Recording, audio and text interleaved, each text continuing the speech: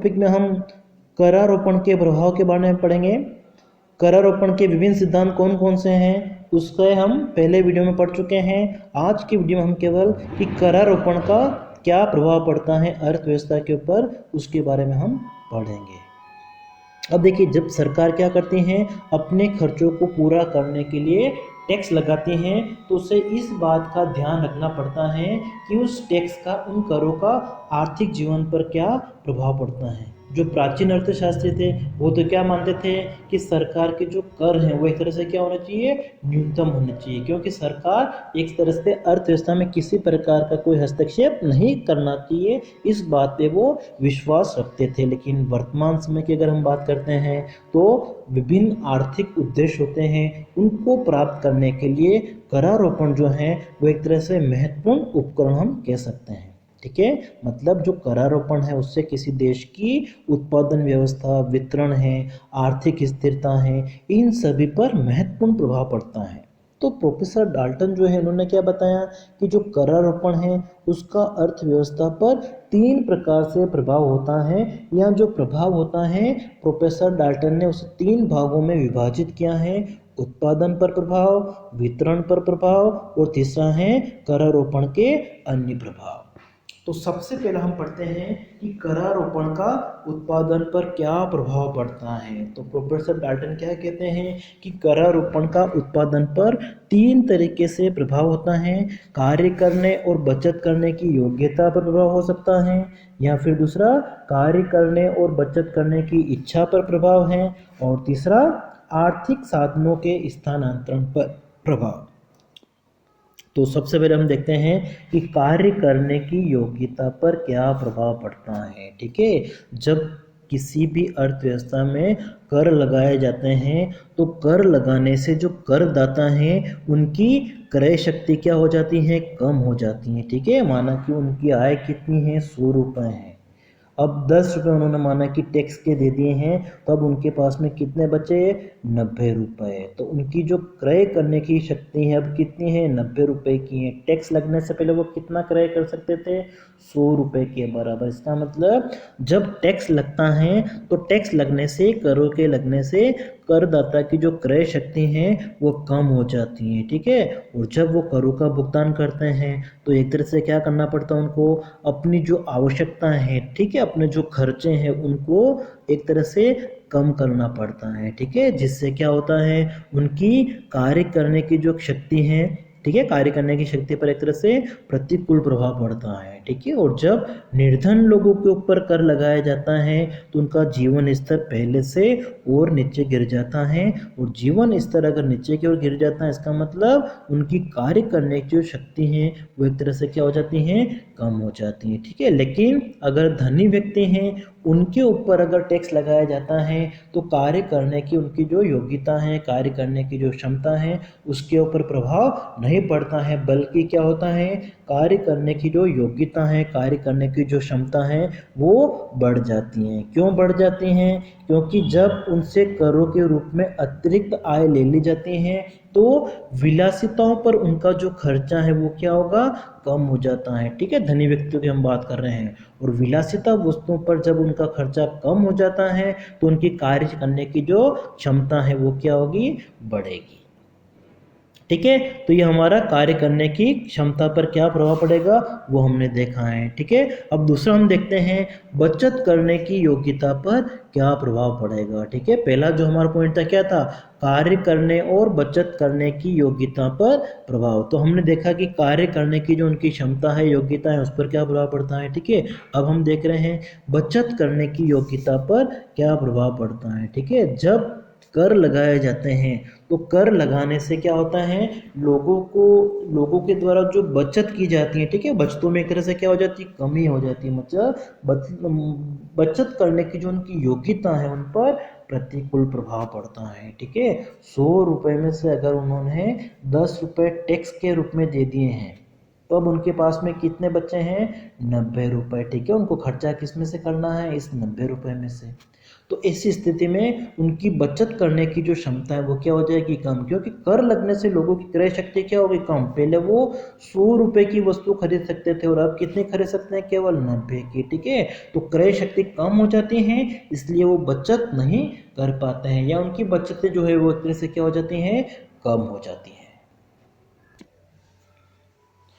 दूसरा हमारा है कार्य करने और बचत करने की इच्छा पर प्रभाव, ठीक है। जब करारोपण से व्यक्ति की कार्य करने की जो इच्छा है, ठीक है, उस पर क्या प्रभाव पड़ेगा, तो उसके लिए हमें दो बातों का ध्यान रखना होता है कि करों की प्रकृति किस प्रकार की है और करों के प्रति व्यक्ति विशेष की प्रतिक्रिया क्या है, ठीक है। जब हम करों की प्रकृति की बात करते हैं,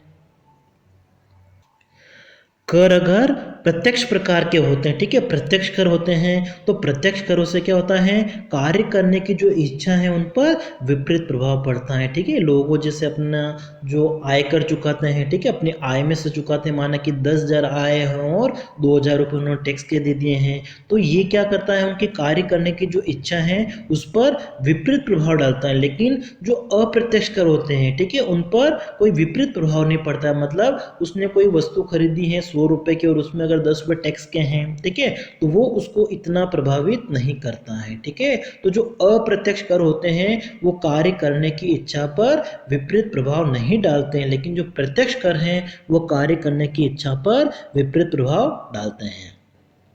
फिर दूसरा अगर हम बात करते हैं कि जो करदाता हैं, ठीक है, उनकी आय की लोच क्या है, ठीक है, कर के प्रति व्यक्ति विशेष की प्रतिक्रिया क्या होती है, ठीक है, वो किसके ऊपर निर्भर करता है कि व्यक्ति विशेष के लिए आय की लोच कैसी है, ठीक है। यदि करदाताओं के लिए आय की मांग की लोच बेरोजगार है, ठीक है, यहाँ पे बेरोजगार नहीं है, यहाँ पे आप चेंज कर लीजिएगा, ठीक है, बेरोजगार है, ठीक है, मांग की आय लोच कैसी है, बेरोजगार है, तो ऐसी स्थिति में कार्य करने की इच्छा पर अनुकूल प्रभाव पड़ेगा, ठीक है। आय की लोच बेरोजगार है, इसका मतलब क्या हो गया कि एक निश्चित धनराशि जो है वो क्या करेगा, अवश्य खर्च करेगा, ठीक है, तो चाहे उसके लिए उसको कितना भी अधिक कार्य करना पड़े, ठीक है। तो ऐसी स्थिति में उसकी कार्य करने की इच्छा पर क्या होगा, अनुकूल प्रभाव पड़ेगा, क्योंकि उसको न्यूनतम राशि तो उसको खर्च करनी है, ठीक है। तो आय की मांग की लोच अगर बेरोजगार है तो कार्य करने की जो इच्छा है उस पर अनुकूल प्रभाव पड़ेगा। मतलब अगर उसको अपनी न्यूनतम आवश्यकताओं को पूरा करने के लिए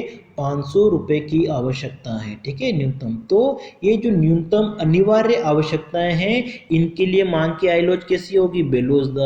तो इस पैसे को कमाने के लिए क्या होगा, वो काम करेगा ही करेगा, अवश्य काम करेगा, ठीक है। तो ऐसी स्थिति में मांग की आय लोच अगर बेरोजगार होती हैं तो कार्य करने की जो इच्छा है उस पर अनुकूल प्रभाव पड़ेगा, ठीक है।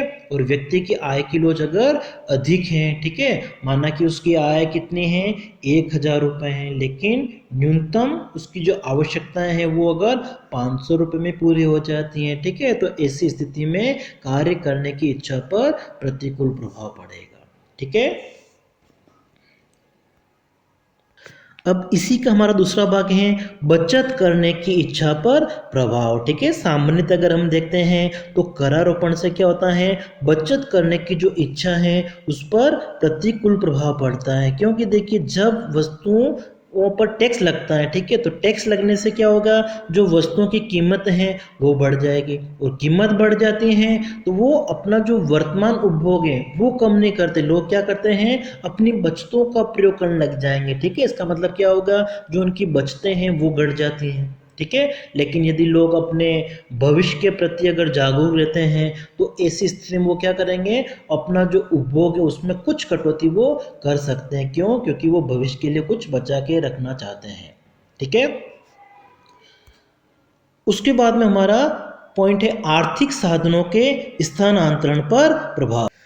करारोपण से क्या होता है, उत्पादन के जो साधन हैं उनका स्थानांतरण भी होता है, ठीक है। सरकार जब उत्पादन की मात्रा मतलब सरकार जब टैक्स लगाती है तो जो उत्पादन की मात्रा है वो भी क्या होती है, उससे प्रभावित होती है, ठीक है। जब सरकार उत्पादन के ऊपर कर लगाती है तो उत्पादन पर कर लगाने का मतलब क्या हो गया कि जो वस्तुएं हैं वो महंगी हो गई हैं, ठीक है, उनकी कीमतें क्या होगी, बढ़ जाएगी, और जब वस्तुओं की कीमतें बढ़ जाएगी तो उनकी मांग क्या होगी, कम हो जाती हैं, ठीक है। जिससे क्यों कम हो जाते हैं, क्योंकि तो कीमतें अगर बढ़ जाती हैं, ठीक है, और मांग कम हो जाएगी तो जो उत्पादक हैं उनके लाभ भी एक तरह से क्या होंगे, घट जाएंगे। और जब उत्पादकों के लाभ घटने लग जाते हैं तो ऐसी स्थिति में अपनी जो पूंजी है, अपना वो जो निवेश है, वो कहाँ पे करना पसंद करेंगे, जहाँ पर कर नहीं लगते हैं, ठीक है, जिन उत्पादन क्रियाओं पर कर नहीं लगते हैं या फिर जहाँ पे करों की मात्रा कम होती है, वहां पर वो उत्पादन के साधनों को हस्तांतरित कर देंगे।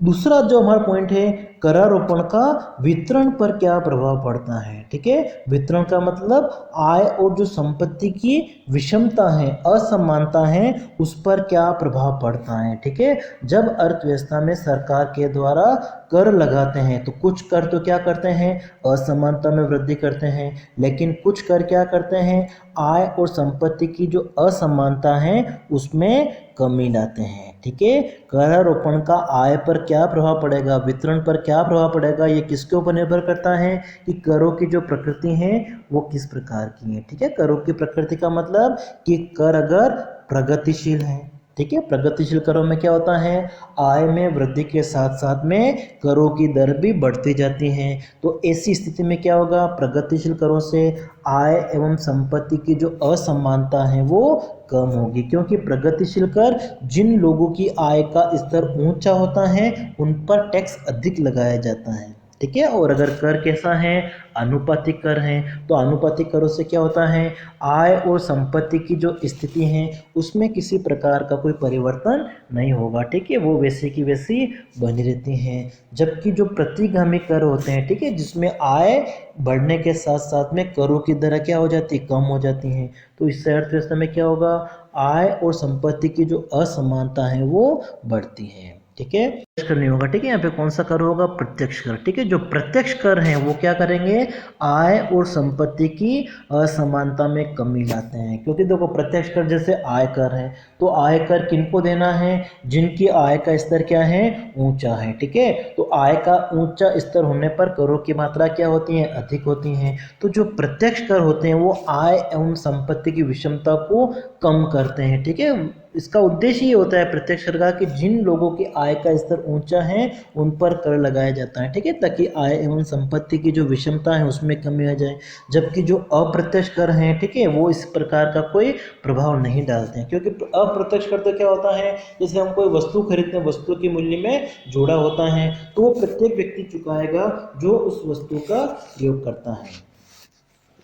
और लास्ट हमारा है करारोपण के अन्य प्रभाव, ठीक है। इसके अतिरिक्त करारोपण के अन्य प्रभाव कौन कौन से हो सकते हैं, उपभोग पर हो सकते हैं, ठीक है। जब कर लगाया जाता है तो करों से क्या होता है, लोगों की क्रय शक्ति कम हो जाती है, ठीक है, जिससे वो अपना उपभोग कम कर देते हैं।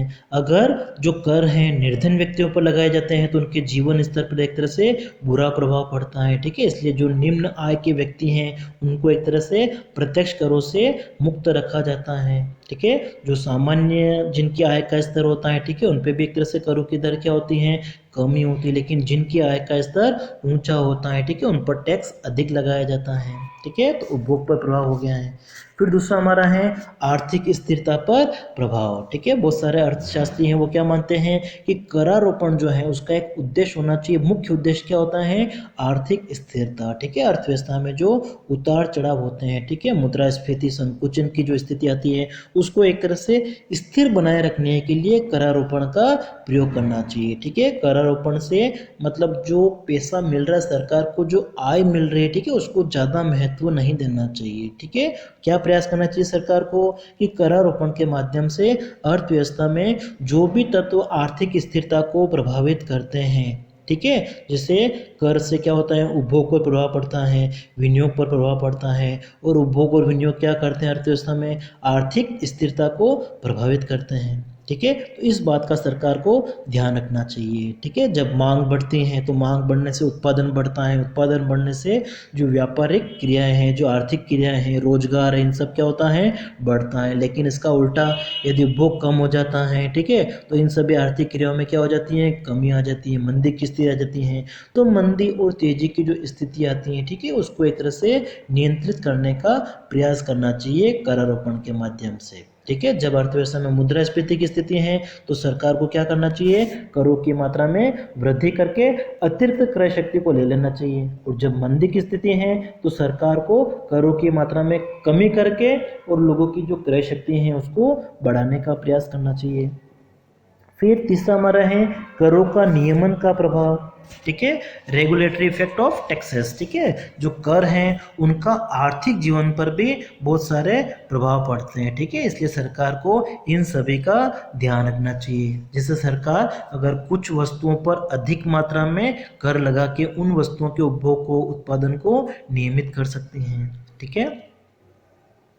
और लास्ट हमारा है रोजगार पर प्रभाव, ठीक है, करारोपण से क्या होता है, जो निवेश है, उत्पादन है, ठीक है, उन पर भी उसका प्रभाव पड़ता है। रोजगार का जो स्तर है उसको बढ़ाने के प्रयास करने चाहिए, ठीक है। सरकार यदि करारोपण से आर्थिक स्थिरता में अगर वृद्धि होगी तो आर्थिक स्थिरता बढ़ने के साथ साथ में अर्थव्यवस्था में रोजगार का जो स्तर है वो भी क्या होता है, बढ़ता है, ठीक है। तो करों से सरकार जो है क्रय शक्ति को हस्तांतरित कर सकती है, ठीक है, जो लोगों के पास में एक तरह से निष्क्रिय होते हैं उनको सरकार करों के रूप में प्राप्त करके उत्पादन कार्यों में उसका निवेश कर सकती है, ठीक है। उत्पादन कार्यों में अगर सरकार निवेश करेगी तो रोजगार की मात्रा क्या होती है, बढ़ती है।